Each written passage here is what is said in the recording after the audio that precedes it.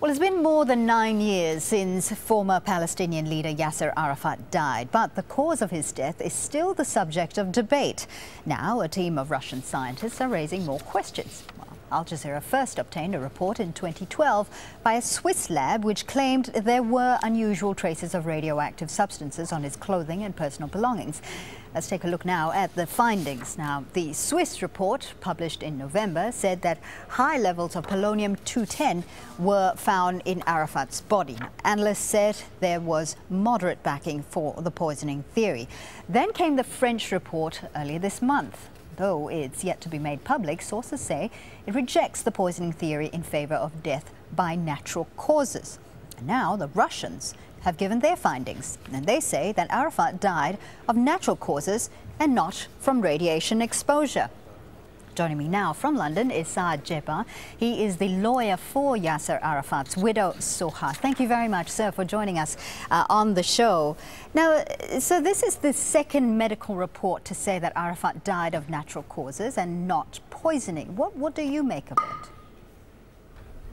Well, I hope the Russians will make their report public, but remember they have informed the Palestinian Authority that Arafat did not die of polonium because the polonium was very low or not significant to lead them to believe he was poisoned by polonium. But they concluded, and that's what they told the Palestinian Authority, that his death was not natural and he died of something which they are still looking into it medically. And looking at some aspects of this report, because we looked at this report, it was sent to us before the Swiss report. We subjected that to top scientists in Britain, and they concluded that the report was not serious at all, scientifically, in terms of calculations, in terms of data, in terms of analysis. It didn't add up at all. So scientifically, it was not. Well, it has no scientific basis. And let us remember one thing: when Assad used chemical weapons against his own people, the Russian government at the time claimed that there was no, or chemical weapons were not used. We have no confidence nor trust in the findings of the Russian.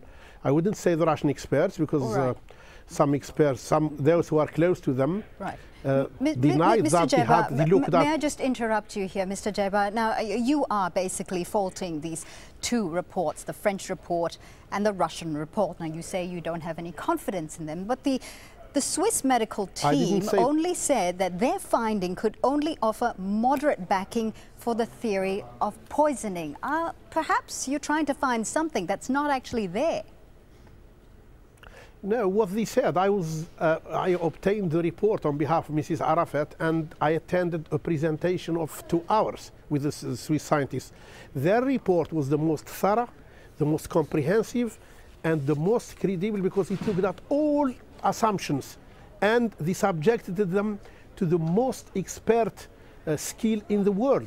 I didn't talk about the French report because of legal restrictions, but I can tell you, the French did not send radioactive scientists to the exhumation at all.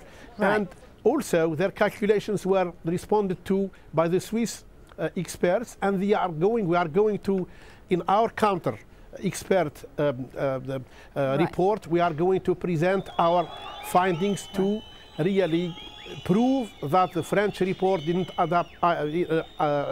Right. But the Russian report, forget about it. Mr. Djebbar, we're just running out of time here, and we want to try and get your say as much as possible. So if you could just very briefly tell us, where does the investigation go from here? We are going to get the response of the Swiss experts to the Russian magistrates, and we are confident that can I just interrupt you here? However, the Swiss report, the Swiss team has issued a statement, and they say that the Russian finding is a political statement. What do they mean by that? What they mean by that is they did what they did for political convenience, because the experts who looked at the Russian report. What exactly is that political convenience? We were told by some people who are close to the Russian experts that the government there choose political convenience in order not to undermine the so-called peace process between Israel and the Palestinians. and that's why they wanted a cover-up. So the Soviet Union died, but the old tricks are still there with the Russian government. All right, Mr. Djebbar, we're going to have to leave it there, unfortunately. Thank you so much for joining us. Saad Djebbar there, the lawyer for Yasser Arafat's widow, Suha.